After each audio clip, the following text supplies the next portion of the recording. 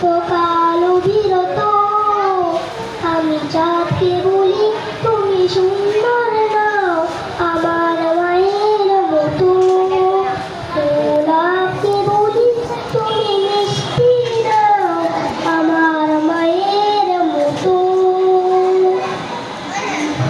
হীরা নাকি শুনি সবচেয়ে দামি সারাক্ষণ করে ঝলমল তাহার চেয়েও অধিক দামি আমার মায়ের আঁচল।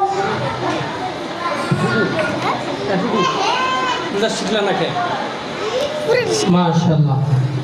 এই পর্যায়ে আমাদের সামনে